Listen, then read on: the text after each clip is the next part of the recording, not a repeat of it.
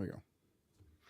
One of these days, I will actually finish that intro, like animation video that I've been working on. So you've been saying that for like you've been saying that for have 2 a proper months. intro. But anyways, welcome to BitRate, everybody. I'm John Aldrich. Welcome. Joining me, as always, is Ash, Mr. Fiction Addiction himself over here. Me. Ash, how you doing? I'm doing all right. I spent most of today working on some Ash plays and some aesthetic stuff, and a little bit of Fiction Addiction. Being productive. Yeah, for once in my goddamn life, I'm doing stuff. There should be. Whoops, I'm nudging around the mic. There should be something, not soon, but within October on all of those channels. Very nice. I have been up since 8 p.m. yesterday. Because I took a nap yesterday and I just haven't slept since. I've been working on edits for not for my own personal stuff, but work. We're doing a bunch of coverage for Screen Rant for New York Comic-Con. We have a crew over there. They're killing it. They're crushing it, doing some awesome interview work. And I've been pulling in some time doing some edits on that. In addition to that, I have a video that I did for CBR that is going to be going up here soon. Cool. That's a one-off video that I edited. So that's exciting. But also on top of that, I also have some Bender Waffle stuff coming down the pipeline. But I'm also moving. So I did spend a good portion of last night and yesterday packing. You got shit to do. Yeah, I've got a lot going on in my life. And I will say I've already posted at least one TikTok about it, but I've been finding a bunch of stuff while packing that like I forgot that I have. Yeah, that happens. That happens a lot. That I've been like making like mental like not actually a mental. I made the conscious decision that I'm going to create content about some of those things. Yeah, sure. So I have like a bunch of like TikToks and there'll be Instagram reels and all that sort of stuff that's going to be going up. I actually have one that'll go up after this show is over. If it's the one you sent me this morning, it is very fun. So you guys can go and check out all that stuff and see all that stuff moving. But because of me moving, we might not have a show next weekend. In fact, I can guarantee we're not going to have a show next weekend. Because that is actually when I am moving. I will be unpacking all of my stuff. So Esh will probably you'll stream something probably most likely. You normally do when I'm not around. I try to. If you keep the flame lit. If I'm available, I will. I'll probably just do an art stream like I've done the last few times. That works. But yeah, so good afternoon, everybody. Good afternoon. Good afternoon. With Power 52. So we have some news to talk about today. We have some stories. We are going to be talking about Spider-Man 2 gets its PC port announced, and along with that announcement also seems to be the dashing of everyone's hopes for any DLC for that game. We'll be diving into that. Knull is apparently not going to be the big bad villain of Venom: The Last Dance, as we've all seemed to believe since he popped up in the last trailer, but apparently he's not going to be the main bad guy, at least. But before we get into that, we're going to talk a little bit about this is something that I'm very, very excited about, even though like historically these things have been very, very expensive. And that is that Analogue has finally launched is finally said that they're going to be launching they call it the Analogue 3D. It is their 4K Nintendo 64 FPGA based console here in 2025. This is something that they announced a while back. We knew it was coming, but we finally got our first look at it and pre-orders are open for it. Ash, are you excited about this? Is this something that was on your radar at all, or is this something? I remember hearing about it a while ago. And Nintendo 64 is one of the few consoles I've never like owned any real version of. Really? Well, there are more consoles I've never owned, but I never had a Nintendo. Were you a Nintendo kid growing up? No, because aside from owning a Game Boy, PlayStation, when I was growing up, PlayStation 1 was like the new hotness. And it was very much like PlayStation country here. Everybody had a PlayStation. Not a lot of people actually had old Nintendo consoles. I remember some of the first gaming I ever did was on like my neighbor having a Sega Genesis or something. I might have played a little bit of Sonic as like a 4-year-old. That's basically what I remember. But my first consoles were a Game Boy and a PlayStation. And nobody I knew had Nintendo. Or if they did, they weren't my friends because I didn't have a lot of friends in school. But so I never actually owned a Nintendo console until the Wii. And it was a while after the Wii that I even got it. I bought it used. But since then, I've tried to, catch up a little. I have a GameCube now. I have my Super Nintendo. A friend of mine used to have an NES. We'd play quite a bit on that, and so on and so forth. But Nintendo 64 has always kind of escaped me. I had like one friend who had one, but the only games we ever seemed to play on it was fucking Snowboard Kids. So It's a decent game. There's that. I had a game. It was fun. 64. I had a Nintendo 64 growing up. The first console that I ever owned, my brother and I got a Super Nintendo one year, and then a couple of years later, our mom bought us a Nintendo 64. And for me, primarily, the Nintendo 64 was like a Star Wars machine. I played a crap ton of Pod Racer and I hear Rogue good things Squadron. about Pod Racer. Yeah, Rogue Squadron was a big one for me. That being said, my favorite Nintendo 64 game of all time always has been, always will be Duck Dodgers, Duck in the 24th and a half century. It is just a ridiculously like generic 3D collectathon platformer. We like that generation was ripe with them. I love that shit. I loved it so much when I was younger. But the Nintendo 64 has kind of been a weird console. I mean, not really weird, just a very unfortunate console, because I feel like out of like that generation just in general did not age well. Not super well, no. But the Nintendo 64, the Nintendo 64 particularly hasn't aged well because no systems have backwards compatibility with it. Well, that and compared to the PS1, like the PS1, like, you can play PS1 games on the PS3, blah blah blah. They were all like bunch of them were re-released. There's a lot of avenues for playing PS1 games. Well, I'm Nintendo 64. I'm not even just talking about backwards compatibility. I'm just talking about how even when it came out, like PlayStation was this new hotness with the disc system and everything. Oh, yeah. And Nintendo 64 was nowhere near as powerful. Now, Nintendo has never focused on power, first and foremost. Let's be real here. The GameCube and the Wii were definitely also like half a step behind of everything else in terms of raw power and performance. But, having cartridges still in the age of disc technology kind of sets it back. I'm not saying anything bad about the games, by the way. I played certain Nintendo 64 games either on emulation or with friends later, and there's lots of brilliant games on that console. Don't get me wrong for a second. They're classics for a reason. But it is definitely limited, and every time you see comparisons between the N64 port and the PS1 port of a game, the PS1 is usually better. Like, I'm sorry to say, but it tends to be. Well, and the decision to go with cartridges definitely shot them in the foot historically. As Orc War Chief Reviews pointed out in chat here, I felt so ripped off when I bought a Nintendo 64. I thought Nintendo's the RPG company. I should buy Nintendo. Oh, fuck no. The Super Nintendo had a ton of JRPGs, a ton of classics, Chrono Trigger, the Final Fantasy games, the Dragon Quest games. Like, they were all Breath of Fire. They were all... Legend of Dragoon, Mana, Terranigma, like... You go nuts. When we jumped over into this generation, suddenly the cartridges are just not big enough to fit these games. Nope. Square jumped ship, Enix jumped ship. Like, it was just everybody just jumped over to PlayStation. The PlayStation became the RPG console. I mean, remember, Secret of Mana was supposed to be way, way bigger than it is, and that's already a brilliant game. But that, and I know that's Super Nintendo, but it was supposed to be on N64, I believe. They were definitely developing it for something bigger. There was, I believe it was Dawn of Mana. One of the sequels or something was whatever. My point is that the space limitations of the cartridge really held the console back. Oh, yeah. As far as I'm concerned. Speaking of space limitations, let's talk about, this is one, Gaming with Power brought up. The N64 version of Resident Evil 2 is a pretty decent port. This one's a fun one to talk about.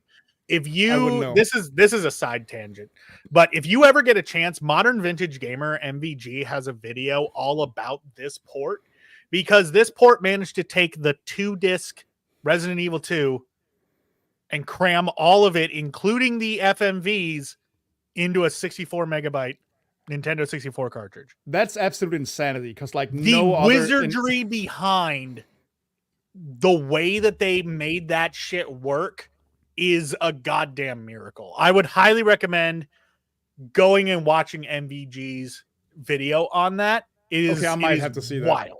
Because that is insanity. So every single goddamn time you hear about an N64 port of a PS1 game, the FMVs It's are always the first like to go. really badly hindered.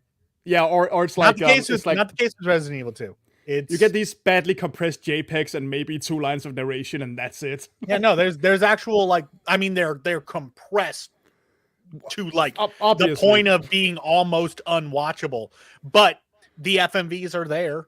That's like insane. That's yeah, insane. it's wild. So, Definitely but definitely anyway, go check out his video on that, but watch it after. But anyway, the making this library so much more available. Well, you still have to Yes. buy the games or emulate them, I suppose.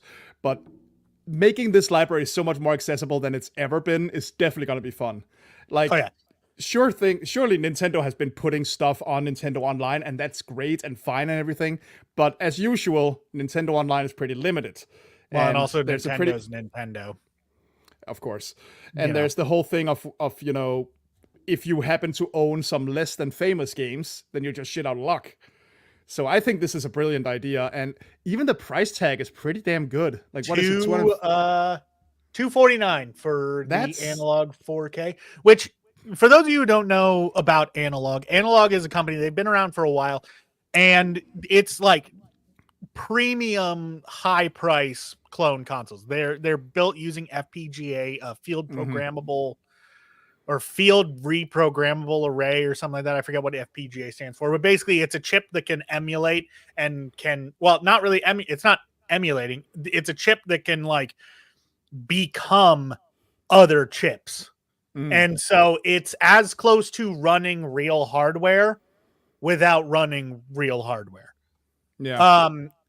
And that's why it's not emulation, but Analog has had systems for they released the Analog NT years and years back. It was like $400 for like an NES system, but it was like super premium, like really, really nice.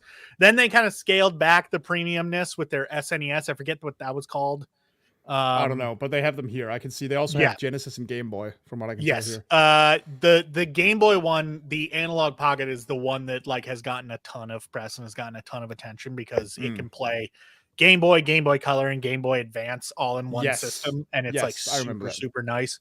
I've been wanting to get one of those for a while, but it's like $200 and it's hard to justify. Especially because I have modded Game Boys and stuff that kind of fill the same role. But so them coming in and saying like, hey, we're releasing an N64 is exciting. And for a lot of like collectors and those sort of people who, I would almost say there's like a sweet spot with that this console perfectly fits, because you have your hardcore collectors, your hardcore retro gaming enthusiasts who they have their retro tinks, they have their OSSCs, they have their ways of getting proper video output out of an N64. That something like this is flashy and exciting, but it isn't like the answer for them necessarily, because they can already get a good quality image out of their N64. And then you have folks who are kind of on the lower end of the spectrum and just want something that's just like plug and play option. Like they just want to put their cartridge in and they just want it to work. This sits in the middle there where it's like, okay, you're willing to spend a little bit of money and but you want something that looks nice. This is a good option for that. Well, I mean, 4K output on the Nintendo 64, that's nuts. I'm not in any hurry to get this thing. I don't have that much of a nostalgic connection to N64 or anything, but like I have a converter that I use for a bunch of my retro consoles, like my PS2 and stuff like that. What do you use? You recommended it to me, by the way. Oh, is it the OSSC? Yes, the OSSC, which is wonderful, by the way. I love that machine. It's hell and back. It was the like main $200 or something like that. Sounds about right. The main problem with that one is like getting the right SCART cables for it, but who cares?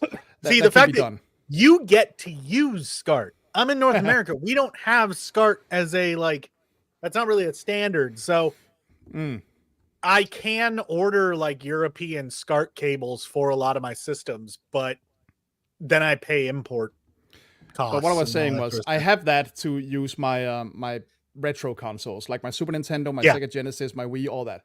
And if I find these consoles at a decent price, sure, I'll get them, but I'm not really a collector in that way. I'm not going out tomorrow looking for a good deal on an NES. So and I'm not gonna be going out looking for a good deal on Nintendo 64. So if I ever find like myself like really wanting an N64 for some reason, this would be what I did. Yeah. Having the original hardware is fun and nice for collecting purposes, but I see no problem with having these like recreations, these these plug and play machines, the Retrons or whatever. I love clone consoles like this, and I always been fascinated by them for years. It's also just a great idea. Like gaming with power asks, do analog consoles play multi-carts? Here's what I will say: these consoles play anything that original hardware plays. Yep. So yes, they will play multi-carts. Also, I'm just going to throw this out there. Pretty much all of Analog's consoles have an SD card slot. Do with that information what you will. I'm not telling you what you can do with that. Analog is certainly not telling you what you can do with that, but it's there. Yep. It's for firmware updates. That's what it is. That's exactly what it is, and nothing else. It's just like I don't use the IPS patching features of my Retron 5 for any nefarious No, why would you? Purposes. Why would you? I mean, I just love the idea of these. I just love the idea of these analog consoles because it really is like, all right, if you're not gonna give us the option, we're gonna make it. Like the way that indie gaming has been working for like 10 years now. Like if the big companies are just gonna sit on this shit and they're not gonna give us what we want, regardless of how hard we wave money in front of their goddamn noses, we'll do it ourselves. Can I admit something to you, Ash? What's up? This is something that has a tendency to get me into a little bit of hot water, but as we know, I'm not the biggest Nintendo fan. That's true. I'm especially not a supporter of their business practices. Well, no, I'm not a fan always either. I will say this right now: if it wasn't for Pokemon, I don't think I would give Nintendo another cent. Yeah, I know you're saying this. There are games I definitely want to play for Nintendo, but I get you. I totally understand. Like, because I have no interest in Zelda anymore. I've never been a big Mario guy. Metroid is fine, but like there are other action platformer Metroidvanias that I can play. Like, there's nothing that they put out that like rocks the world for me. But because, you know, the Pokemon Company is a second party developer for them, if I want to play Pokemon games, which I do often, I have to keep giving Nintendo money for their systems. I mean, I totally get it, and it's totally fine. Who knows, man? There was a time where we thought Square would absolutely never abandon Super Nintendo. Who knows what happens in the future? You know, Nintendo is like has part ownership of the Pokemon Company. I know. They're going to be leaving Nintendo. I was making fun most of all. I was just thinking of how much of a shakeup that was back in the day when Final Fantasy made its way to PlayStation. Could you imagine if that happened today? Like how with the current like state of internet fandom, how just rabid shit would be if like that Square Enix jumping ship happened now. I was recently rewatching a lot of AVGN just like in the background as things were going. Yeah. And he was talking about how back in the day when consoles were a little more Wild West, the fact that some of these consoles, you could just plug a Genesis controller into that. Oh yeah, this random Atari control can play a Genesis game. Oh yeah, this random ass fucking thing that some dude made. Yeah, you could just plug an Atari Atari cartridge in there. Who cares? Yeah. Nowadays, fuck no. Everything's so locked down. If you bring an Xbox disc within 500 miles of a PlayStation console, you're basically asking for an ass kicking at this point. That's why it's still like I still laugh so much when because MLB The Show is our like Major League Baseball series. It's published by PlayStation Studios, but it's a multi-platform title. Yeah. So there are Xbox games with PlayStation Studios branding. And there's also Microsoft Game Studios, like their branding will be on like Bethesda games and stuff. Yeah. That get released for PlayStation. It's hilarious to me. And watching people have meltdowns over it is very funny. Did you hear about people losing their minds over the Pokemon? Oh my god! Yeah. Yes, we heard about it, and it's the Here's stupidest the thing, like, shit. some like part of those leaks I was excited about, seeing like the beta sprites of Pokemon and like things of Always that exciting. nature. I love that shit. As someone who dabbles in game development and who's been doing that since I was a kid, I love looking at like beta assets and like Well, pre-planning as an and artist, stuff. I love looking at it. So All that stuff about like Typhlosion and all this stuff, like shut the fuck up. Why are like don't throw a fucking hizzy fit over something that was like basically a writing like challenge, internal studio, never meant to be released, was never meant to be taken seriously. Here's a little thing that people don't realize about development of like major franchises. A lot of the work being done is basically fucking around and finding out. Yeah. Like in terms of like concept art, concept writing, sometimes even well into the franchise when things have been fairly well established, like 2 generations into a franchise, you still have sessions of just like try shit out. Yeah. Just write something, see if it fits. And someone was like, well, Pokemon are already very, very much based on yokai and folklore to begin with. Let's see how far we can take it. And it's even still fairly tame, by the way, compared to real folklore in the real world. And it was rightfully scrapped because it was never meant to be that serious. It was always just meant to be like, how far can we take this similarity without it getting insane? Well, and I also know that at least in the case of the Typhlosion stuff, isn't that partly a mistranslation or something? Yeah, it was like a mistranslation. Like a lot of the stuff that everyone was freaking out about that particular story. A lot of people are like, yeah, you can attribute a lot of this to just like a mistranslation about the actual intent behind the writing. But also like read some freaking mythology. Yeah, just folklore in general is just jacked up. So like if something that's meant to be folklore, it's gonna be a little messed up. Even I'm just amazed that apparently so many people freaking out about this have never been told a freaking fairy tale in their life. I mean, they've been given like the Disney-fied version of which we all have, but it's like such a common fun fact nowadays that those stories are way more fucked up originally. Also, I will point out. Let me tell you this: the big bad wolf didn't eat grandma. Okay. Yeah. No. Also, I'm just gonna throw this out there. It was Hisuian Typhlosion, not Jotonian Typhlosion. You leave my Johto boy alone. I'm just gonna find a pair of glasses and be like, actually. Even though I'm a ride or die Totodile picker, and I will never and will never take Cyndaquil and his evolutionary line. You leave my Johto mons alone. Hey, Typhlosion is a good boy. I don't care. But Totodile clears. Like if I was told I can't have Totodile, first of all, I would just not play the game. But second of all, I would just be like, all right, yeah, sure. I guess I'll take Cyndaquil. I would never, ever take Chikorita. I'm sorry, it's not happening. That is a weird one. You couldn't pay me to take Chikorita. But no, Typhlosion, Totodile, like good boys. Don't get me wrong, but absolutely. My God. But yes, we heard about it, and it's ridiculous. I love the leaked sprites, though. I definitely feel like I have to draw one of those creatures. I know people are like, oh no, what did they do to Mudkip? First of all, they did nothing. Yeah. That was a beta design. Second of all, how do you look at a rabbit with a floaty and not find that hilarious? That's an amazing design.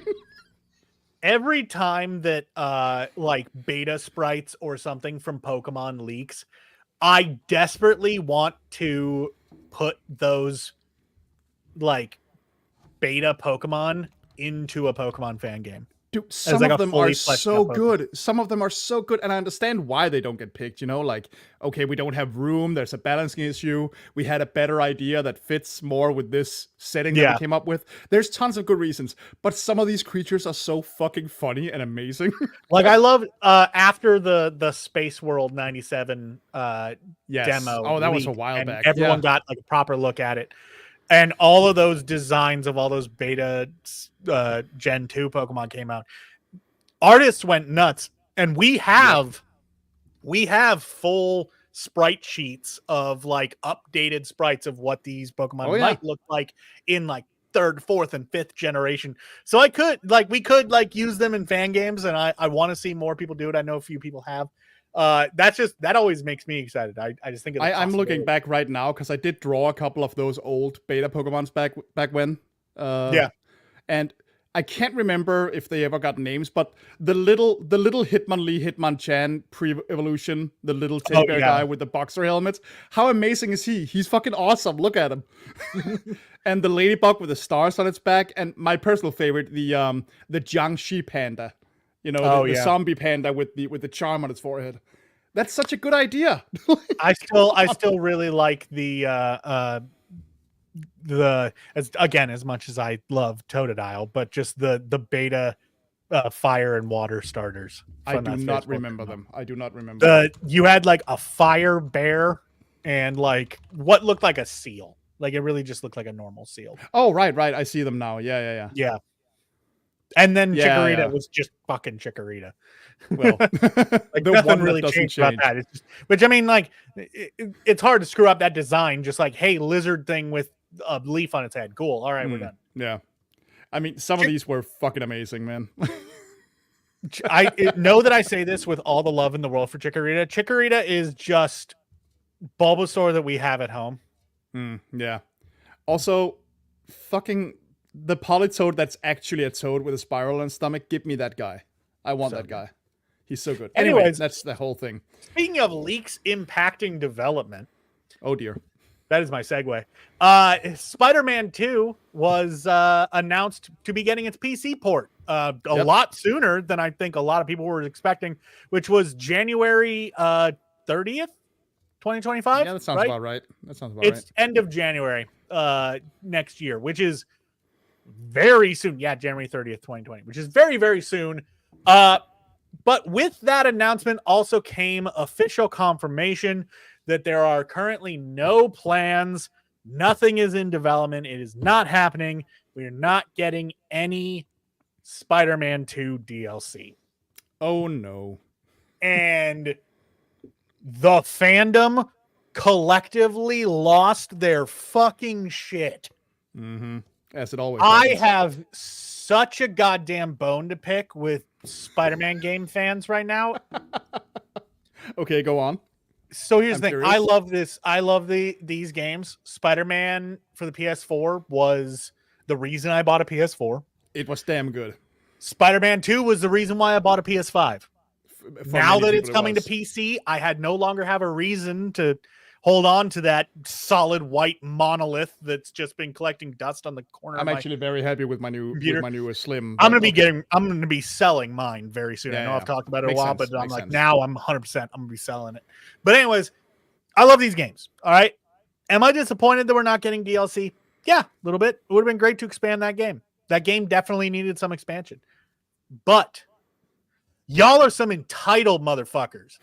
And y'all need to fucking check yourself because bitches, they never announced you were getting DLC. They never told you were getting DLC. Nope. You just assumed based on 4. The only time that anyone that there was any information about DLC was the leaks and when they accidentally enabled the debug menu.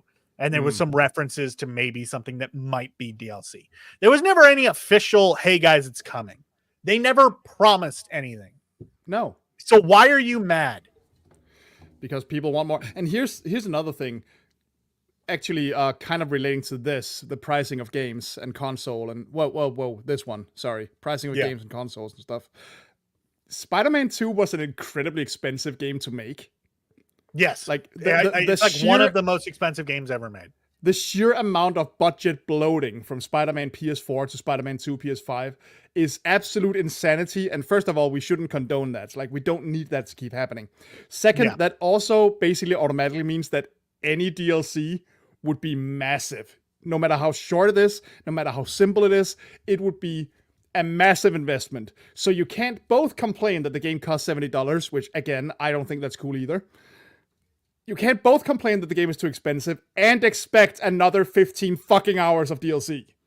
Plus, what the hell are you doing? Like, one of the things that a lot of people who are crying about this have been screaming is that they set precedent with the first game. So what the fuck are you talking about? The City That Never Sleeps, that DLC was basically an entire game on its own. Like that that DLC is about the same length as the main campaign of the base game. If like that is your expected precedence, you basically just wanted another Spider-Man game. Which I'm sure we're getting anyway, but and like Insomniac is busy. They are working on at least 2 games right now because we know they're doing Spider-Man 3 and we know they're doing Wolverine. I was about to say Wolverine, right? Yeah. Yeah.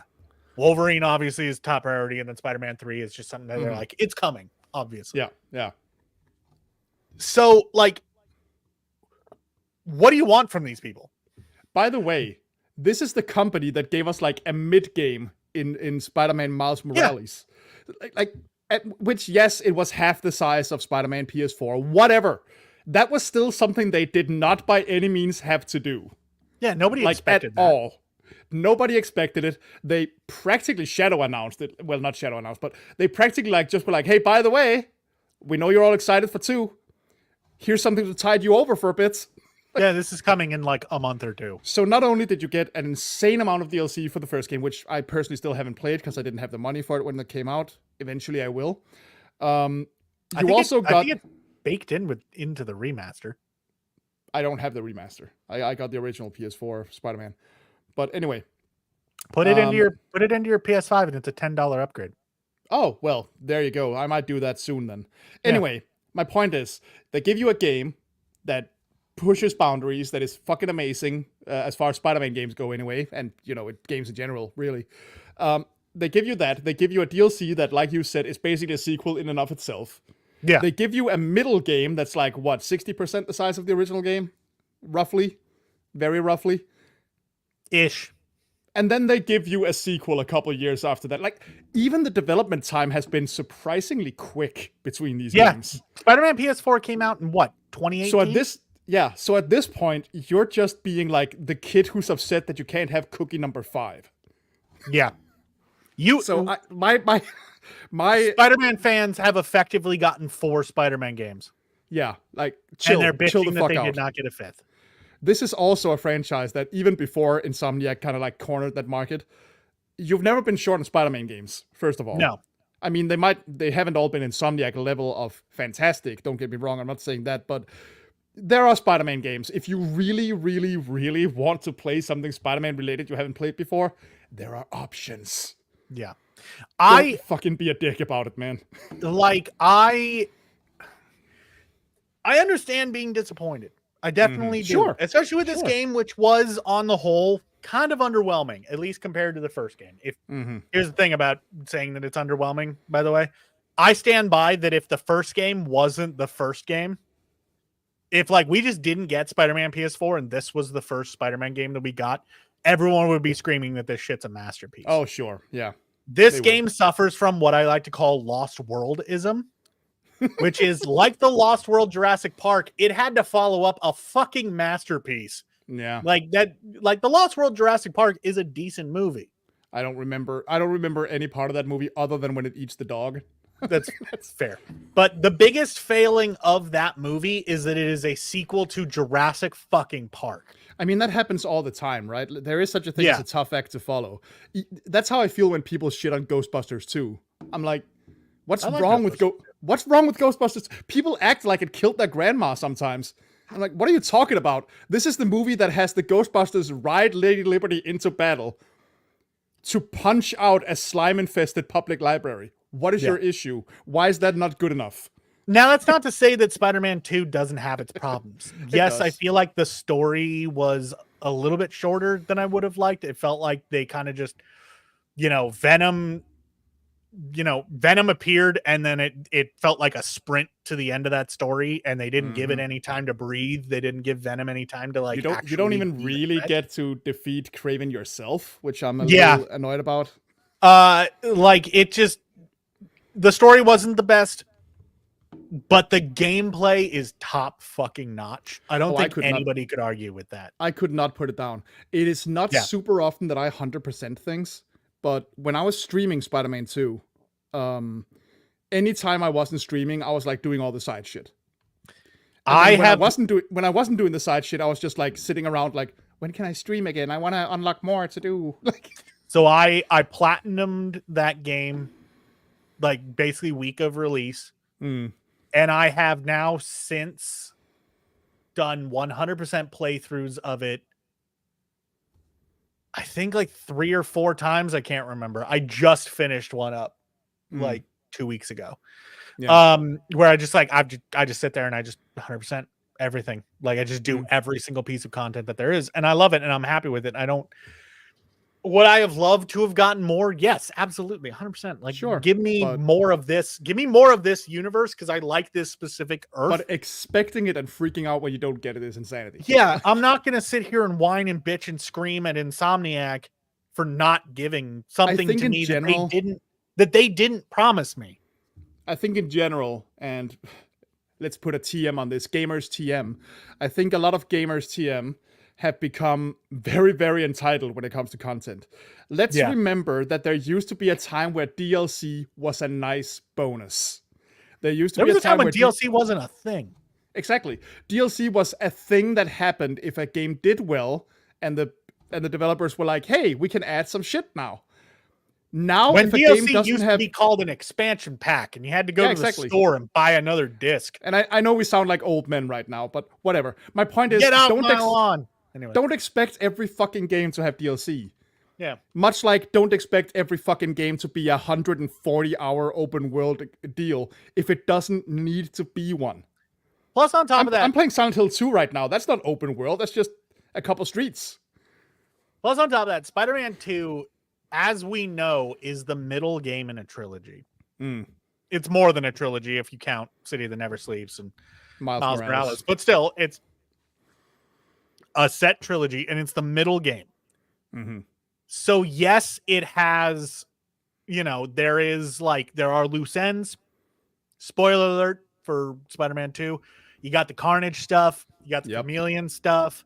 Black Cat was kind of a loose end there. She had a little bit of a wrap up to her thing, but she's got stuff going on that would be cool to go into. We had all the Spider-Bot stuff that would be cool to explore, but I wouldn't call that necessarily a loose end.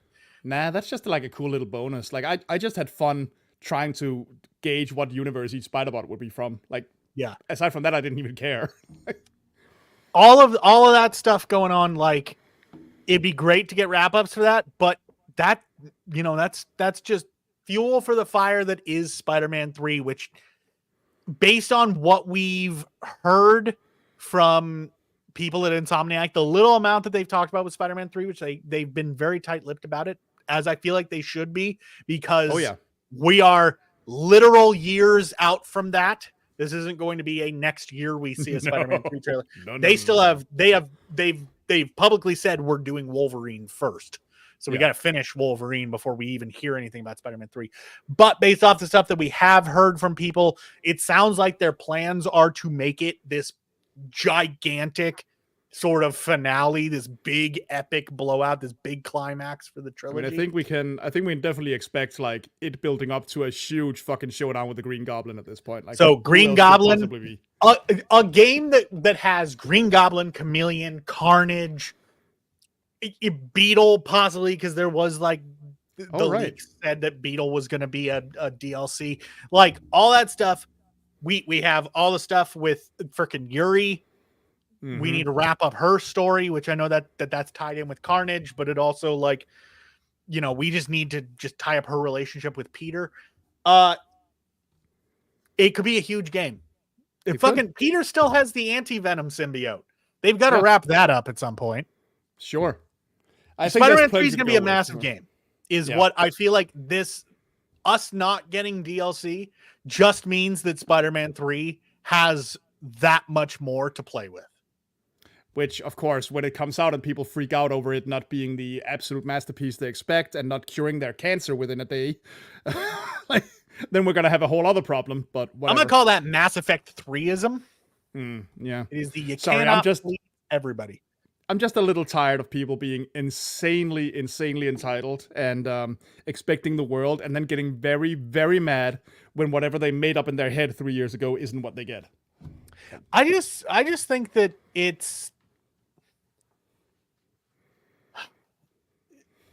the fact that literally the only thing that I've seen from anybody about this, I haven't seen anybody online saying like, oh yeah, no, we knew that we weren't getting that DLC. Like, this isn't a surprise. Nobody's saying that. The only people who are talking about this are people who are whining and screaming and complaining. Yep, as it always And happens. it just annoys me to no end. Yeah, no, man, I'm getting these kids nowadays. They ain't right, man. Insomniac's got a lot on their plate. They got Wolverine. They've got Spider-Man 3. As Carnage in Twitch chat pointed out, they hinted at the possibility of a Daredevil game, which I would love, by the way. About that. But there's no confirmation of that. That's not anything official that is coming, but you never know. It might happen. To me, it's just weird. More than anything else, I want more games set in this version of the Marvel Universe. Mm-hmm. I want to explore other heroes and other aspects of the universe. Yeah, I want to get an Avengers game set in this. That would rule. Or even just like solo games with other high profile heroes. Yeah. Like how cool. And then have them let's get a Marvel video game universe going. Yeah, why not? Why not have crossovers and why not have a Captain America game? Why not have a Captain America game? Why not have a Thor game? Why not have another Hulk game? That old Hulk game, everybody loved that one. Why not get another one of those? Like World. There was a Hulk game on. Yeah, I think that's the one. Everybody loved that one, as far as I remember. Back when Ang Lee Hulk was a new thing. Oh god, Ang Lee Hulk. Let's not talk about Ang Lee Hulk. But like, I just want them to expand that as much as that Ultimate Destruction. That's what it's called. As much as I would love to get Spider-Man 3 or Spider-Man DLC, to me, like, I just want more of this world. And to be honest with you,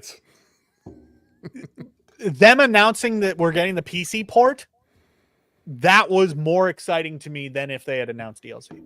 If they had announced DLC, my response would have been cool. But when's the PC version coming? But then they're announced, they're like, oh yeah, PC port's coming, and I'm like, give me those mods. Where are they at? I'm just waiting for the Amazing Bagman mod at this point. My desktop background is actually a screenshot of my modded Spider-Man suit. Oh god. Because there's the like armored advanced suit, which was added in with the remastered version. Which is like, it's literally just the advanced suit, but like an armored version of it. Yeah. There's a mod that allows you to like pick the color of the armor plates and the color of the undersuit, and you get to mix and match to create your own armor. So I made my combination was black armor plates, a dark blue undersuit, and a silver spider. Nice. And so it's very cool, very like, to me, like that. I like the look for that Spider-Man, and so I love modding it, and I want that mod released for Spider-Man 2. I want to play through all of the games with that suit. I'm an absolute slut for the costumes parts of Spider-Man games. I want as many random ridiculous costumes as possible. It's my favorite part of any superhero game. So I was actually, well, you know me, I already love like alternative versions of superhero outfits and of superheroes in general. So actually I was in the crowd that when Spider-Man 2 came out was a little more, these suits are cool, but I'd like to have seen some more of the weird ones from the comics rather than all these new ones, which they're fine. There's plenty of those suits I fucking love. Don't get me wrong. I'm happy with them. But I was like, come on, man. Give me some of the weird shit from the comics. Give me the Future Foundation suit. Give me Bombastic Bagman. Give me all those things. I love the Future Foundation suit, except for the fact that the eyes like bulge out. Yeah, that's weird. But it is an amazing design. That would be probably my most used suit if it wasn't for... My point is just, like, I love Spider-Man suits. There's so much you could do with that very, very simple concept and that very, very simple design philosophy. Remember when Spider-Sonas were a big thing? Like, that was insanity. People made some crazy shit. When it comes to superhero games, I'm a simple man. You can make me love your game if you just give me the ability to change suits. Yes. Like, I can't... I've lost track of how many times I have played through Arkham Knight. Because every time that I do a playthrough of that game, I'm like, I'm doing a different Batman. Yeah. And I'll go with a different suit every playthrough. Makes sense to me. That sounds awesome. I would love to see more of that, honestly. Just let us pick our favorite suits, really. How fun would an Iron Man game be where you can play it in the fucking tin can he debuted in? Like, I'd be all for that. I'd be super into that. Speaking of superhero news, though, Right. Wrapping up with our last story of today. So Venom: The Last Dance, the final solo Venom movie. I'm going to preface that. Yeah. Since the most recent trailer, everyone was like, okay, it looks like Knull is going to be our big bad guy. For those of you who don't know who Knull is the creator of the symbiotes. He's like the god of darkness, basically, and he's the king in black. He's here to jack stuff up. But according to the movie's co-writer and director, one movie could never do justice for Knull. And therefore, Knull is not actually the main villain of Venom 3. He is instead just being set up here for a future appearance down the line, which makes me think we are going to probably see a Sony universe crossover, probably adapting King in Black. If I had to that would be something else. Ash, what are your thoughts on this? What are your feelings? So I haven't actually read any of the Knull stories. We talked about this earlier in private. I know who Knull is. I know his deal. I have very, very mixed feelings about him. Because to me, Venom doesn't need to be part of some cosmic species with a god that comes to fuck shit up. I actually prefer when Venom is this like kind of undefinable thing. I'm perfectly fine with other symbiotes existing and being born from him and all that. But I kind of prefer when Venom is Venom and there is no this other stuff. So I won't say anything about, Knull as a character. I don't know the guy. I'm sure there's a lot of cool shit out there regarding him. So when I saw that he was the main villain, part of me was like, man, I kind of want to watch Venom fuck up other things than Knull. Because at first, I believe when the movie was first announced, they were really setting it up like the jury were going to be the big bad guys. Am I remembering that correctly? I think I remember hearing about that, but I don't remember that ever being like an official whatever announcement. I remember that being a theory at some point. I don't know, man. Knull is not like on my radar the way he is for a lot of other people. But sure, I mean, if they can do something cool with it, and clearly the movie is gonna be about like an invasion of symbiotes in some way or form. It sure looks like there's gotta be a lot of symbiote monsters showing up to fuck with Eddie. So what those things actually are? Those are the xenophage. They are right. Yes, I know those. They are from the 1996 Venom series, Venom the Hunted. That is there so far. If I'm not mistaken, they're only like full comic appearance. They've appeared in like other things, but basically they're creatures from Clintar that eat symbiotes. Oh, right, that's what it is. Right, so I actually have a toy of one of the xenophages from back in the 90s. Now that I think about it, that I got as a funny story. My uncle always had daughters. He has like 4 daughters. When I was a kid, he loved buying presents for me because it gave him an excuse to go buy the ugliest fucking monster he could find in the toy store. Like just the most boy. Goddamn. Yeah, pretty much. Like he was so used to buying various pink princessy things. Remember, this is the 90s. So he loved like I will say I definitely do feel that. Like I don't have kids of my own, but I have 2 nieces.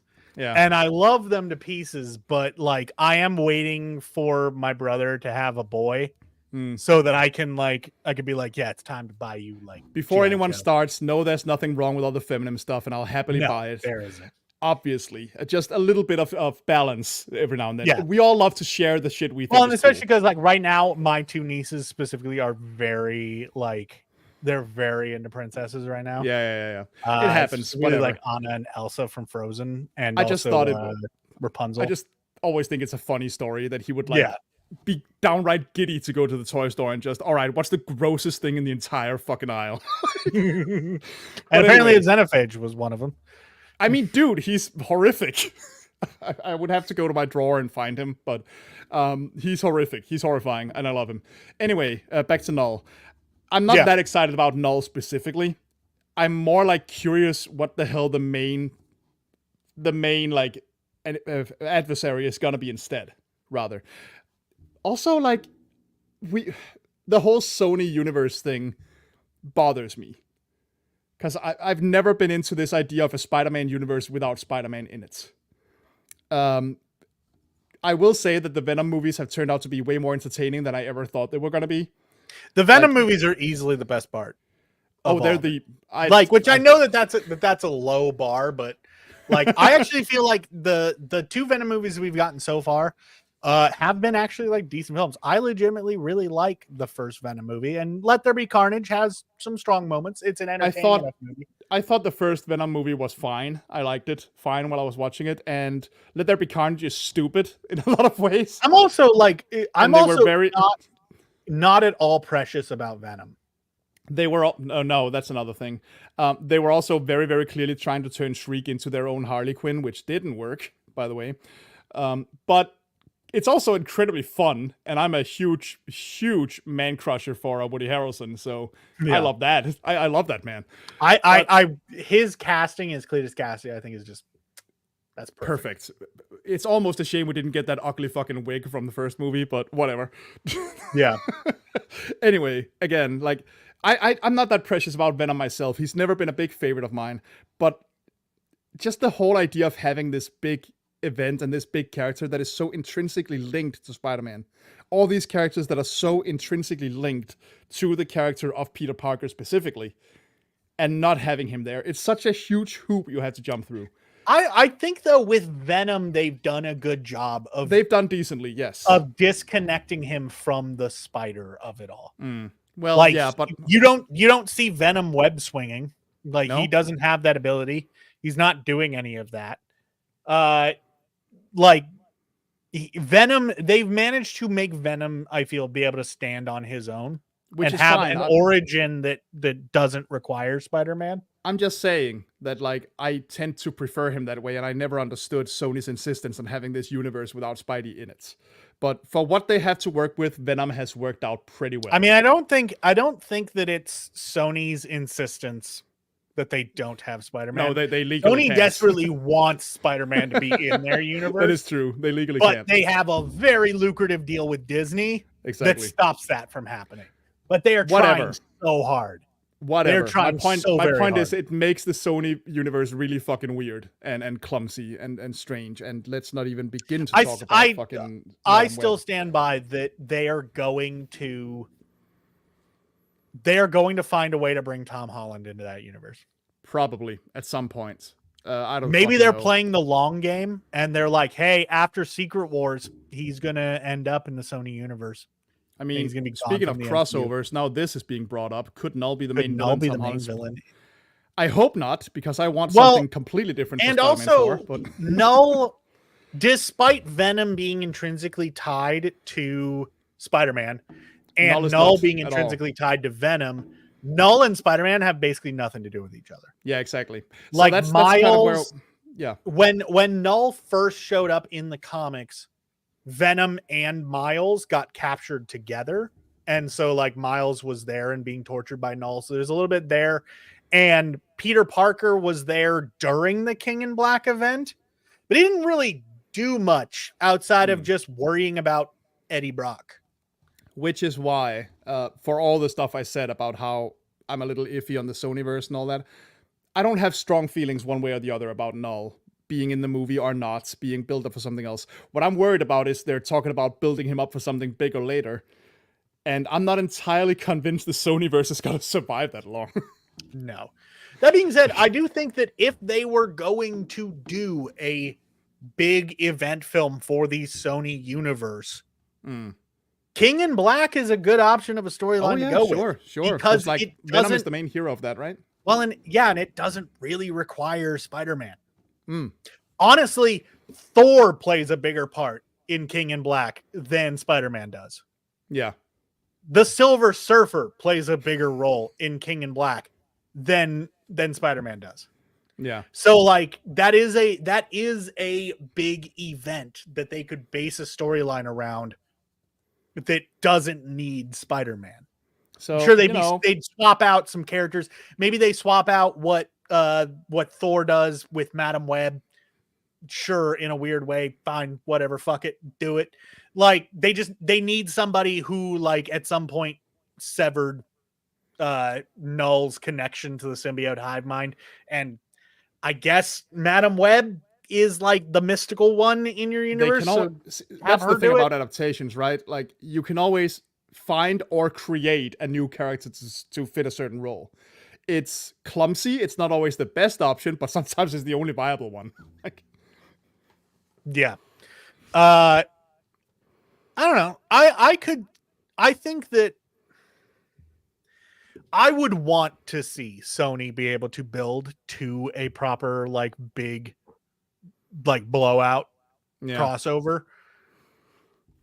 They just need to get their shit together when it comes to their non-Venom films. They need to make something that's fucking watchable. Okay, so before I say too much, Madame Web is not completely unwatchable, but it is pretty fucking bad.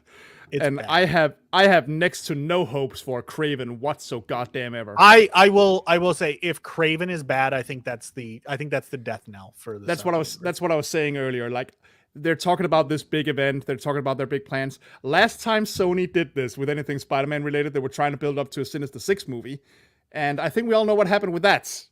That crashed and burned. That being hard. said, the Amazing Spider-Man films, upon like re-examination years later, got a bad rap. They did. I like the first one actually. I like the second one more than I like the first one. But like those films could have continued. They could have. I mean, and I would have been happy, I think, with what we would have gotten from that. But I'm not super happy with the Warwick Davis ass Green Goblin they gave us in the second one, but that's a different story. There's a lot to like about those movies. My point is that like I really don't believe that the Sonyverse can continue if they don't shape up real fucking quick. Like literally like Craven is the next film after Last Dance. Yeah. Like I think the Venom films have bought enough goodwill that if Last Dance isn't that good, it won't kill the universe. But if Craven is bad, that's lights out. Yeah, I think so. Because what was their next big idea after this? Are they still doing El Muerto, or has that been canceled for the fourth time? I have no idea. And I think they just once again said, "Oh yeah, Silver Sable's coming." Who? Look, I love when an obscure character gets limelight. Don't get me wrong. Are we calling Silver Sable obscure? Well, to the general public, certainly. I mean, fair. But like, I love that. But also, who the hell is sitting out there just absolutely losing their mind at the idea of a Silver Sable movie, or of a El Muerto movie? I would watch Silver Sable. I would not watch it. Sure, I would watch it, but who's out there like campaigning for it really, really fucking hard? I'm sure you exist, but I'm just asking who. I think if I knew who they wanted to play Silver Sable, I could get on. I could get on the like, let's make it happen. Let's just say there's a lot of characters I would rather see before fucking El Muerto or whatever his name is. Oh yeah.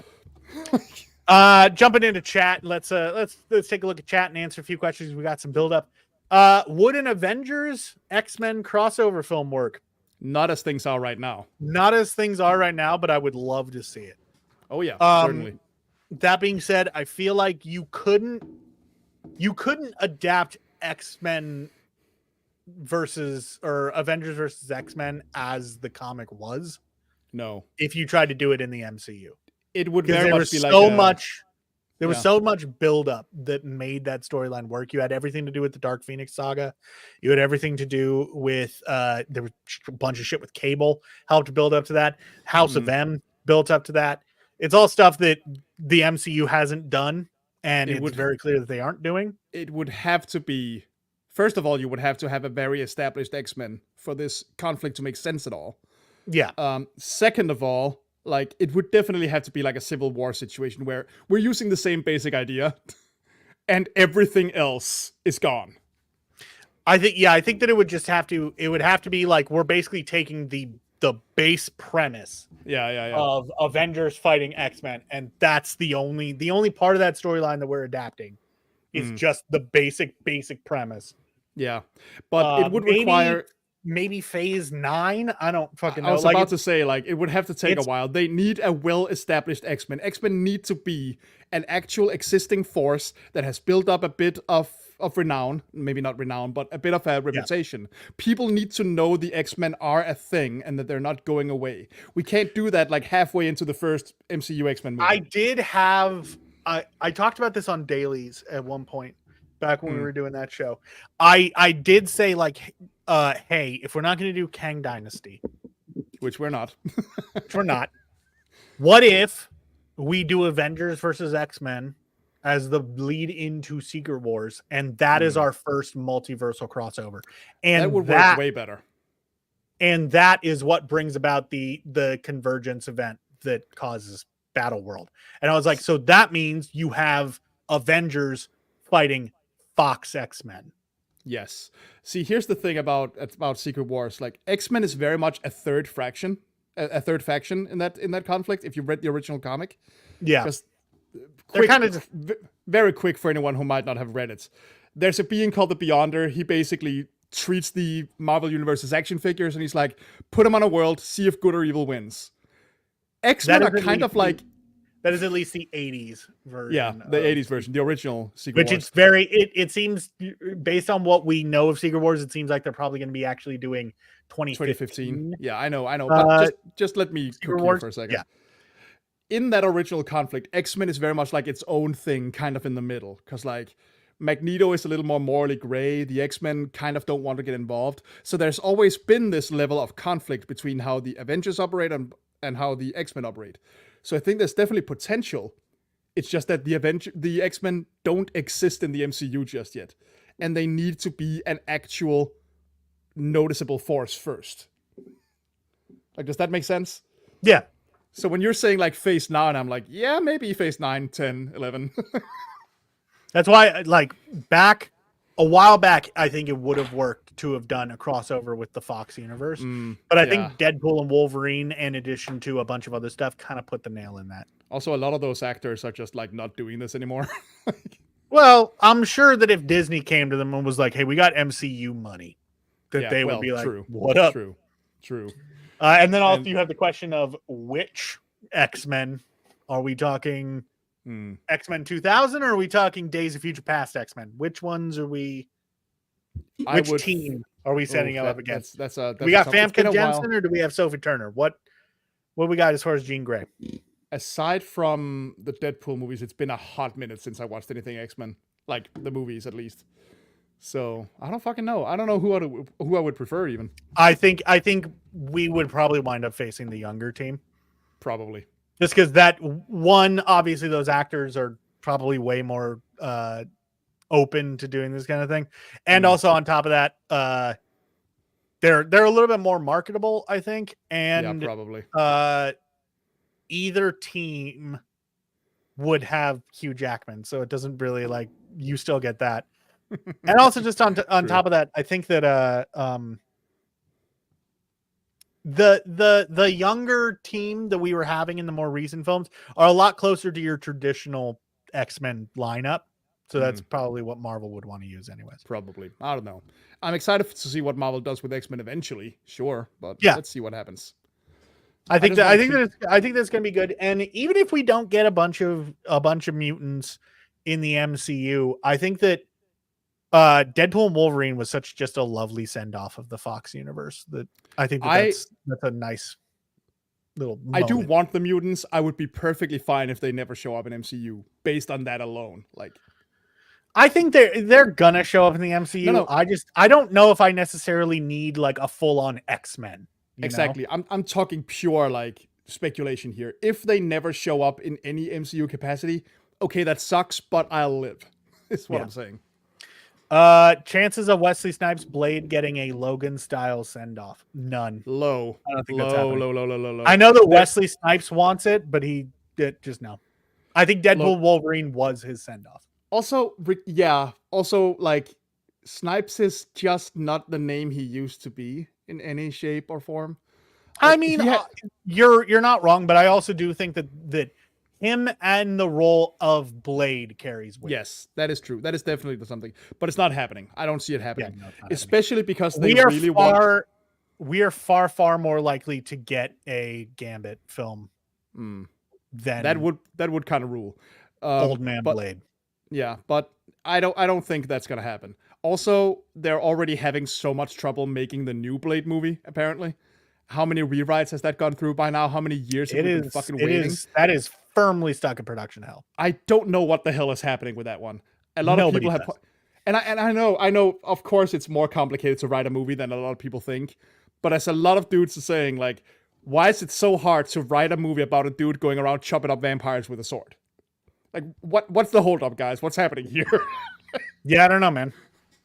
It's so weird. It is definitely rough. I wonder if Dylan Brock will be in The Last Dance. Not likely, unless if Dylan Brock does show up, it'll be like, you know, somebody shows up and is like, "Hey, guess what? You have a son," and it'll be like a baby. I was about to say, like, I had to look it up because I'm that behind on Venom lore that I didn't even know he had a son. But I do think that if Dylan Brock does show up in the Venom films in any way, shape, or form, he will be a literal infant. Yeah, probably. They're gonna pull the Madam Web on that one. God. Yeah, I just so don't. dumb. I do not really see that happening. Your thoughts on the rumors about Spider-Man facing off against Robert Downey Jr. Doom in Avengers Doomsday? I mean, we know that that's going to happen. It would make no sense not to at this point. As far as like Robert Downey Jr. Doom, have we talked about that on the show? We have a while back. I think we shared our thoughts. Where I'm like, the very fact that he looks like Tony. We don't know yet if he's gonna be a variant of Tony. Most likely, otherwise that makes no sense. I don't think he's gonna be a variant of Tony. Whatever. The very fact that he looks like him at all is definitely gonna have an effect on MCU Peter in some way or another. So, or just if MCU characters in general, it's gonna someone's gonna mention it. If they don't do it, they're just ignoring a bright big ball of story possibilities hanging. If they don't do it, then there's no point in having cast Robert Downey Jr. in the first place. Exactly. I remember when it was announced that people were just like, "Oh, they're desperate. It's all a big scam." Yeah, maybe it's just a marketing thing. But also, the MCU has been very plan heavy for like a decade now. They definitely have something in mind for this. They're not doing this on a fucking whim. Yeah. There has to be something to it. Maybe not something great. Maybe not something we like. I don't fucking know. But I don't think this is a break glass in case of emergency kind of situation. No, I highly doubt that. They must have an idea. They must have somewhere they're going with this. I don't know where, because it's a confusing choice, certainly. But I'm sure they have ideas. Yeah. It's gonna happen. Was Channing Tatum's Gambit a decent character in Deadpool Wolverine? Yeah. He was a walking punchline, but that was what made him great in that movie. But I think when he was actually in Gambit mode and like being a serious Gambit and fighting and shit, things were pretty goddamn cool. And I'm not the biggest Gambit fan that ever existed in any shape or form, but I could see it. I will say that when it comes to mutants, I think Gambit might be my least, like the one that I am the least interested in. I've never been a big Gambit man. I like Rogue. That is like, to me, my interest in Gambit is purely related to my interest in Rogue. So this is a side thing, but here's my take on mutants. I prefer mutants when they're really goddamn weird. Like, I know that doesn't surprise me at all. No, it's just the whole premise of mutants being this hated subspecies of humans that everyone hates. If they all look like Cyclops, I don't understand it. Ash, I don't know if you know this, but you really, really like weird things. I know. Like, that's kind of like 90% of your personality. I am aware, and I don't like bizarre, weird things. I don't care. So, like, of course, you like the weird mutants, and my problem is the thing is, a character like Gambit has no reason to be a mutant. He could absolutely exist as a random superhero that isn't a mutant. Yeah. When I engage in X-Men, it's a lot more fun for me to actually see someone where I can be like, okay, I can understand why the public would be immediately afraid of this person or mistrustful of this person. because half of them just look like Captain America, but the second you say the word mutant, suddenly that's completely different. And I know racism is stupid. People are dumb. I know that this would actually happen. Don't get me wrong here. I just find it a lot more interesting when mutants have weird powers, look strange, behave in different ways, and actually look like they're not just humans. So that's why Gambit is not that interesting to me. Rogue is more interesting because she has a superpower that is basically an illness. Like, yeah, you know, I definitely get where you're coming from, and it reminds me of, I've seen basically some variation of the same TikTok skit like 3 or 4 different times, where it'll be somebody, it's like, oh yeah, this is what it's like living in the Marvel universe. It'll be somebody being like, guys, I got powers, and everyone's like, yeah, dude, that's awesome. How'd you get them? And then the minute that the guy says, oh, I guess I'm a mutant, everyone's just like, fucking mutie. And or Inhuman. Really don't even get started on Inhumans. Like they were all like super excited that he got powers, but then as soon as they find out that it's like, oh yeah, I guess I got it from birth. It's like the reverse of that old HBO sketch. Did you ever see that one? Where this girl is super excited. This is something we saw in class when I was studying film. Is this girl, she's super excited. She's going up to her family and she's like, hey, I got a role in a big TV show. And they're like, oh, that's great. What are you going to be doing? Okay, so I have an incestuous relationship with like 5 guys at once. And I rip some guy's head off and I say fuck in every other sentence. And they're like sitting there horrified like, oh God, did you like get in a porn movie? And she's just like, oh no, it's HBO. And then they're all like, oh, that's wonderful. It's kind of the reverse of that. It's a great sketch, by the way. We'll take this complete aside. Sorry. One last question, and then we will end the show today. Oh, not JPEG asks best and worst Punisher live action version. It's Thomas Jane. Don't remember the Punisher movies that well, and I've never seen the '80s one. So Thomas Jane. Realistically, the best live action Punisher has been John Bernthal. Mm-hmm. I think like we can all agree that John Bernthal was the best one. He was amazing. The one that I like, the one that I like the most is Thomas Jane. Yeah. So I have seen the 2004 Punisher movie. I don't remember a goddamn thing about it, so I can't really comment there. I haven't seen the 80s one with. Is it Van Damme? Is it Van Damme who's in the 80s one? No, Dolph Lundgren. Dolph Lundgren. That's where we go. I haven't seen that one. In the 80s, and then Punisher Warzone. Why am I spacing on this actor's name? Ray Stevenson. There we go. Yeah, was Punisher Warzone. Which is a good film in its own right. But Thomas Jane is my Punisher. He will forever be my Punisher. I think that's largely because outside of seeing him in like the Spider-Man cartoon in the 90s, I didn't really know who the Punisher was until randomly one year for my best friend's birthday, we went and watched Punisher 2004 in theaters. And that was sort of my official introduction to the character. And so to me, that is what the character is, even though that's not really that accurate characterization wise to the comics. For all the talk we just had about how I like things getting weird, when it comes to superheroes, I kind of like them to be a little more on the traditional side. You know, I don't need everything to be a big cosmic scale event. I don't need every episode to be about saving the world. Sometimes we just need a bank robbery. Or helping the old lady cross the streets. I only need a hero that has like one power. They don't have to be fucking Green Lantern or anything. Love Green Lantern, don't get me wrong. The vigilante style superhero where they're like killing people and being all dark and stuff has never really appealed a lot to me. So 90s comics just did not do anything for you. Well, in the 90s when I was a kid, obviously, because they were what we got. But like the whole like, oh, my name is Blood Kill and my superpower is I have 7 guns up my asshole at all times. No, I don't care about those. So Punisher has never been that much on my radar. I'm not saying he's a bad character. I'm sure there's great Punisher stories out there. I just never really cared. I loved him in Daredevil Season 2 when he showed up on Netflix, Daredevil, which was awesome. Yeah. I saw the first episode of his own series, never got around to the rest. But I do remember like that. Of course, I can accept it when I'm like, okay, I'm gonna be watching a violent vigilante. It's just not my first choice.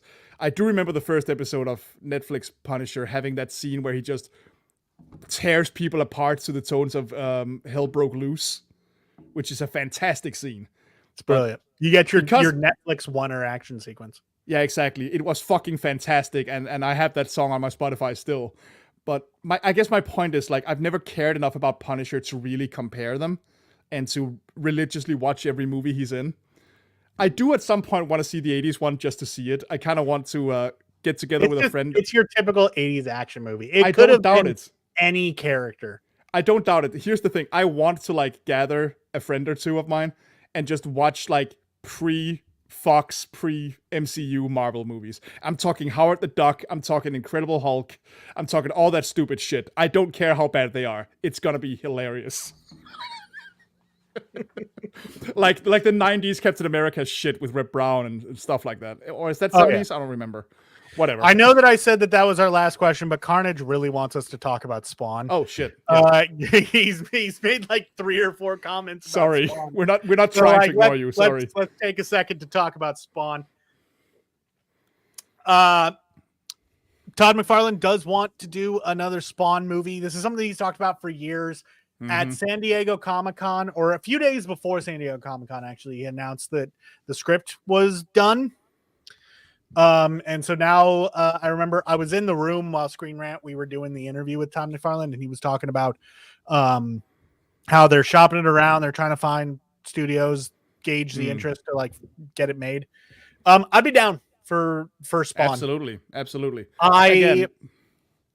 Spawn has been one of those characters that I've never like actively been a huge fan of, but I've always like paid attention to what was going on with Spawn. Like even if I'm just watching from a distance. For what I just said about these dark vigilante heroes, Spawn is like so fantastical that he's kind of an exception. Because like he's a fucking hell thing walking around summoning axes and stuff. That's not the same thing in my eyes. He's too much in the realm of fantasy to really fit that. So I do like him. And I mean, I remember back in the day when the movie, which is not that great, but it's still fun, that was like the coolest shit on planet Earth. And I've seen at least the first season of the animated series. There's definitely potential in Spawn. I would love to see him get readapted. Honestly, it's about time. He hasn't had any major shit since the late 90s. Like, give the guy a chance. Come on, man. By the way, if anybody who worked on the original Spawn film sees this, know that my offer that I made on the Screen Rant podcast back in the day still stands. Because we had an episode of that podcast where I just ripped into that movie. And it's specifically the VFX. Like I just tore it apart. Dude. And I said at the end of that episode, if anyone who worked on that movie wants to, they can come on the podcast. We will watch some of the short films that I've worked on, and they can tear those apart. That offer still stands. I love that. That offer will stand until someone takes me up on it. Look, I always talk about like 95 to 2002 as like the era where CGI was almost good. Yeah. Like just in general. So like you can love Spawn and the Mummy and all that stuff as much as you want. Those effects are aged, man. And Blade is just as big an offender of this, and I love Blade. Don't get me wrong. Don't look me in the eye and tell me the moment when Deacon Frost like reconstructs himself from blood. Don't look me in the eye and tell me that doesn't look like fucking gelatin. That looks, Ash. That looks great. No, it doesn't. You're lying. It's a genuinely well done bit of VFX. That shit still stands up today. It does not. It looks like somebody threw Jello at the camera. Fuck you. No, yeah, it's awful. It's awful. No, I love it, but it's ugly. The CGI in The Mummy Returns was terrible. CGI in the first Mummy was passable. It was good for the time. It was good. I got freaked the fuck out when that like scarab was crawling under the guy's skin. Ugh. It's obviously of the era, but I think the first Mummy film, the CGI in that, it is not bad enough to take me out of the movie. Let's put it that way. Like it is when I'm watching it, I'm like, that's a little rough, but I'm not like pulled out of the movie. I'm still in the story. I'm still immersed. There's some The Mummy Returns the when the Scorpion King comes out, that takes me out.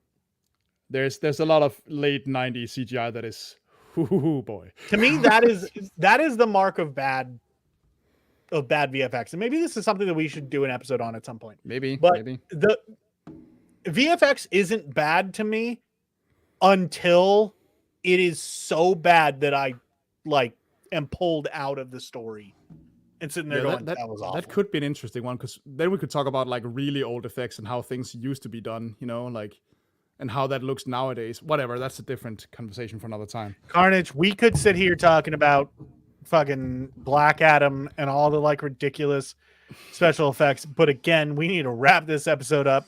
We will do a VFX episode, and let's do that sometime. I've got so many more things to say about Black Adam than anything to do with the effects. If I was to list the shit that was wrong with that movie, the VFX would be like maybe the 19th or 20th thing that I'd talk about. It would not be anywhere near the top of what was fucking wrong with that movie. What a mess. You're fucking Black Adam. There are some. Okay, now I'm on a tangent. We're gonna talk about this for a second. There are some things about Black Adam that I really liked. I liked the JSA. Mm-hmm. Yes, and that is where the list ends. Pierce Brosnan, Dr. Fate was a highlight. Let's be real. The JSA was cool. Having Dr. Fate, the Atom, fucking like all them guys. It was great, and I thought their casting was brilliant. Pierce Brosnan as Dr. Fate. I have never particularly loved Pierce Brosnan, but in that moment I was like, yes, I like perfect. I would never say that I'm a huge Pierce Brosnan fan. Like I watch every single thing he's in. Like no, I enjoy him when he shows up. He's I'm fine. Never mad when I see. I've never had a problem with him. I just never expected him to be like perfect. But he was. I think he was spot on casting for that part, and I think that he did a great job in it. But that is it when it comes to Black Adam. Everything after that is just dog shit garbage tier. And I think the biggest disservice that DC ever did to Henry Cavill, all the shit that DC did to Henry Cavill, and all the ways that they shit on Superman. Him showing up in that end credit scene was the top of that fucking list. Why the fuck was it Superman? The whole thing is so dumb. So dumb. Oh God, Black Adam. And don't even get me started on The Rock's refusal to have anything to do with Shazam. Nowadays, I'm refusing to have anything to do with Shazam just because Zachary Levi's a piece of shit. But beyond that, Black Adam and Shazam, these two go together like peanut butter and fucking jelly. Yeah. Why are we not allowing that to happen? Oh, but John, they were just trying to pull a Venom with Black Adam. Fuck off. The Venom and Spider-Man situation, there's an actual reason why they have to separate those two. There's no reason other than The Rock's fucking ego that they had to separate Black Adam and Shazam. I have just found the new easiest way to piss you off. This is amazing. Can you tell that I'm fucking pissed about this? I will be using this new knowledge responsibly, surely. Carnage, this is your fault. You got me talking about Black Adam. There are only a few movies on this planet that'll get me fired up talking about the fucking bullshit surrounding a fucking movie. Quite like this. You've got like Black Adam and fucking Alien Covenant. You get me started on either of those two, I'm going to fucking rant for the next 20, 30 fucking minutes. I hope you guys spent this time going to get some snacks or something. Yeah, because get ready, because you're about to sit down and you're about to watch Ash continue his journey through Silent Hill. Yes, I'm going to be switching. If you're on Twitch right now, you should stay there for a bit. And I'm going to be posting a link real quick for those of you that are watching this on YouTube. Because I'm going to be moving my mic and I'm going to be switching over to continue the Silent Hill 2 remake. And I'm going to be peacing out because I got to go sleep. It's probably not going to be a super long stream. I'm just putting that out there right now. We made it to the Cursed Apartments. I'm probably just going to play until I get to the next major location. But we are playing a little more because I cannot put this game down. Oh, you mean you're not going to stream for the next 4 or 5 hours? Dude, it's 10 p.m. No. Maybe we should instead play Phasmophobia and keep you up until 3 or 4 in the morning. Maybe you should fuck off and go pack up. Actually, I'm going to go sleep. I'm going to go take do that. Right, but with that, here's guys, the Twitch link, folks. So yes, check out the link he posted in chat. Also, as I said, next weekend there will not be an episode of BitRate. Esh will probably still stream, so be sure to check that out. He'll be streaming in all the same places the show goes up. So check those out. We'll be back hopefully the weekend after that. Again, I'm moving, so I got to get settled and I got to get stuff figured out. I got to get internet figured out and sorted out and all that nonsense. Check out our social medias. I'm at Bender Waffles on basically everything except for Blue Sky, which is Blue Sky. I am I think you're just John Algis there. I think I'm just John Algis on Blue Sky. Yeah. I'm just John Algis on Blue Sky, and the only reason why I did that was because Perry Nemiroff once yelled at me about the fact that all of my social medias are at Bender Waffles, and she thought it was stupid because anytime that she had to tweet at me for dailies, she was like, I would start typing John Algis, and then I'd have to halfway through remind myself that you're Bender Waffles, and I think that's dumb. And I was just like, all right, that's fair. So on Blue Sky, I'm John Algis, but everywhere else, I'm Bender Waffles. Jump over there. We'll have more information about that. Or, of course, follow my man Esh at Esh_Fic Addict on that's on Twitter. On Blue Sky, you are I think it's the same thing. The same thing without the underscore. Yes. So I'm going to be pushing Blue Sky a lot more. Yeah. Blue Sky and also definitely my needs a push. TikTok. Jump over to my TikTok. I'm posting a lot more stuff on TikTok. You are actually. Yeah, lately. I'm trying to be a good like social media person. I'm trying to get better at it. Because given what I do for a living, I should be doing this a lot more. I should be better about it. Yeah. Anyways, jump over there, check that stuff out. I will see you guys later. Esh, have a good stream. Yeah. So I'm gonna end this stream. Stick around if you're on Twitch or if you're on YouTube, jump over to Esh's stream on Twitch. Yep. So yeah, see you in a sec.